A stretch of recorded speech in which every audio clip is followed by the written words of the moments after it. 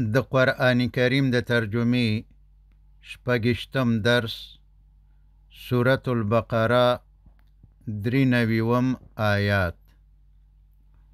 اعوذ بالله من الشیطان الرجیم بسم الله الرحمن الرحیم.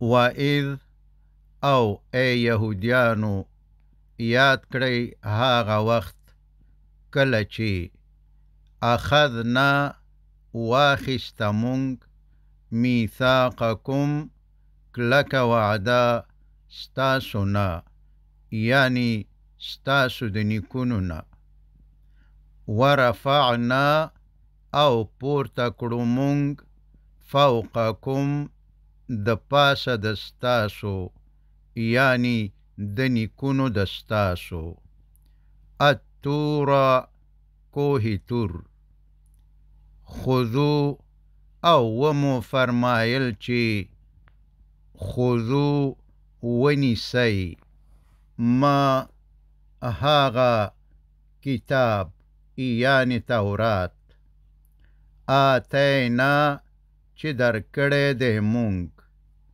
کوم تاسو ته بقوتن په قوت سره، یعنی کلک عمل پې وکړئ، واسمعو او کوم احکام چې مونږ په تورات کې درکړي دي په غور سره یې واورئ.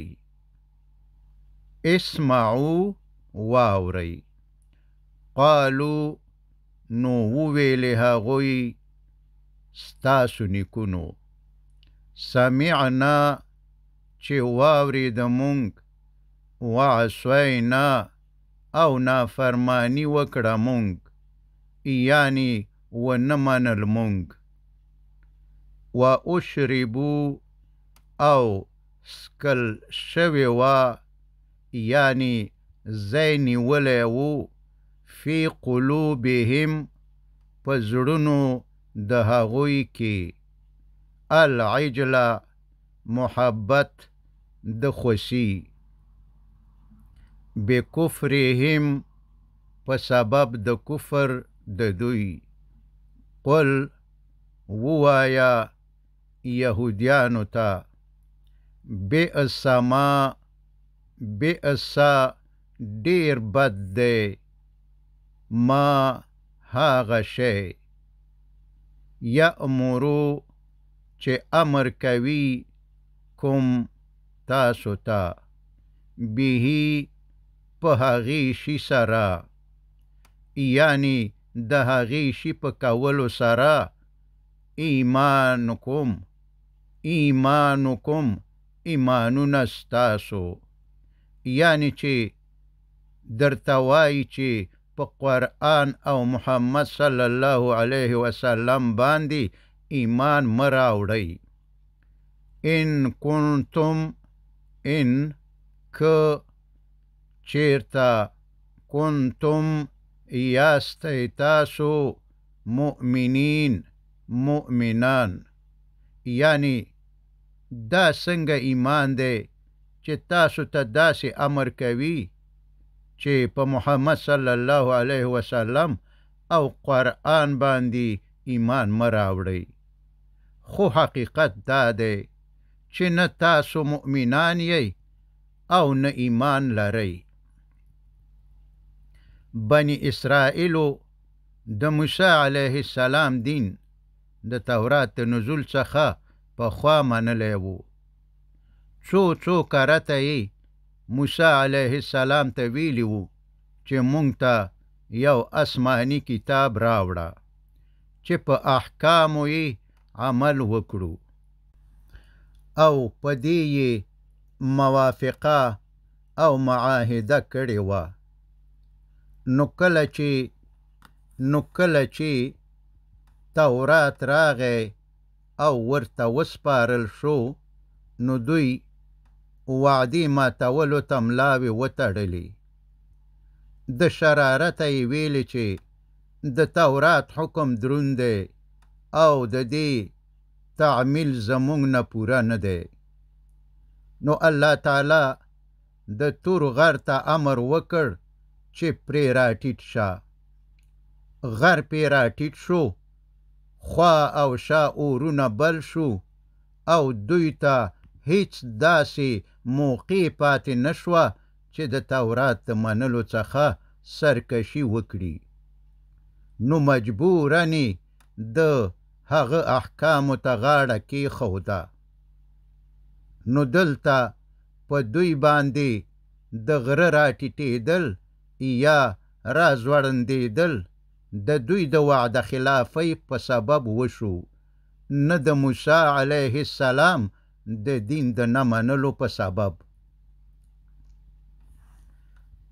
یهودیانو به ویلې چې مونږ د الله تعالی غوره مخلوق یو، یعنی مونږ الله تعالی غوره کړي یو، مونږ د الله تعالی د اولادونو په شان یو، مونږ اولیاء الله یعنی د الله تعالی دوستان یو. فلهذا د آخرت کور یعنی جنت هم زمونږ د پاره دی، یعنی مونږ جنتیان یو. نو د دوی د دې خبرو په جواب کې قرآن کریم فرمایي: قل ووایا یهودیانو ته، ان کانت کچیرتا وی لکم ستاسو د پاره الدارو کور الاخرتو د آخرت یعنی جنت عند الله د الله تعالی سره خالصوتن خاص یوازې ستاسو د پاره من دون الناس پرته د نورو خلقو نه فتمنو نو بیا خو ارزو وکړئ، خواهش وکړئ، وغواړئ الموت د مرگ یعنی د مرگ خواهش وکړئ، ارزو د مرگ وکړئ. ان که کنتم تاسو یی صادقین رښتینی.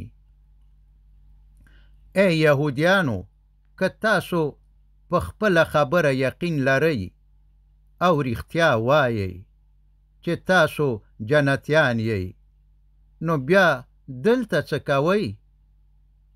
د دنیا نه خو جنت په بی حسابه کرته ډیر ښه دی. نو د مرګ خواهش او ارزو وکړئ چې جنت ته لاړ شئ. ځکه چې نبی علیه السلام فرمایي چې دنیا د مؤمن د پاره زندان او د کافر د پاره جنت دی. ولن او هیڅ کله به ونکړي یتمنو دوی ارزو هو د هغه یعنی مرگ ابدن همیشه بما په سبب د هغو اعمالو او گناهونو قدمت چې لیږلي دي مخکې ایدیهم لاسونو د دوی، لکه د الله تعالی د نبیانو وژل او هغوی ته د دروغجنو نسبت کول،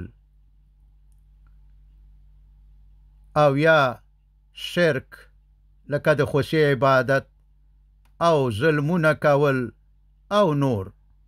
والله او الله تعالی علیم خپو دی بالظالمین په ظالمانو باندې.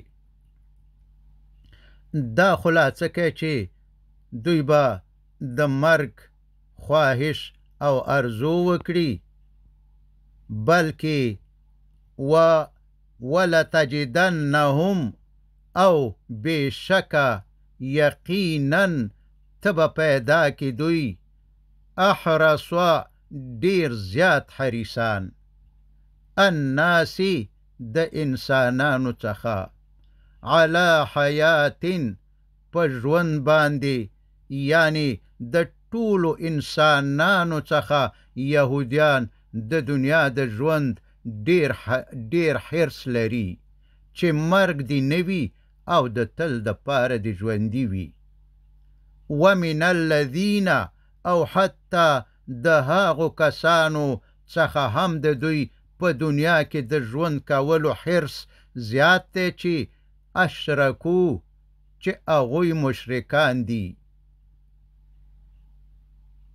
یودو خوښوي یا غواړي احدهم هر یو د دوی څخه لو که یعمرو عمر ورکول شي الفا یو زر سنتین کلونه یعنی زر کاله وما او نده هو دغه عمر بمزحزحی خلاصونکه هی د هغه من العذاب د عذابنا ای یعمر چې کچیرته زر کلونه عمر هم ورکول شي یعنی کچاته هر څومره زیات عمر ورکول شي خو د الله تعالی د عذاب نه بچ کېدلی نشي والله او الله تعالی بصیر ګوري بما هغه اعمال یعملون چې دوی کوي وصلى الله تعالى على خير خلقه محمد وآله وأصحابه أجمعين